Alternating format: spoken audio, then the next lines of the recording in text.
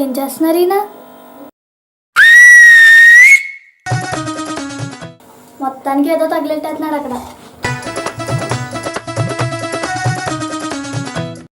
ఏం చేస్తున్నారండి? ఏమీ లేదే, జొన్నపొత్తులు అమ్మేవాడు కుక్కర్లో పెట్టి 2 విజిల్స్ వేస్తే చాలు ఉడికిపోతాయి అన్నాడు. అందుకని ఒరే తెంగర మొగుడా, నువ్వు విజిల్ చేస్తా అడుకో, కుక్కర్ వేయాలి.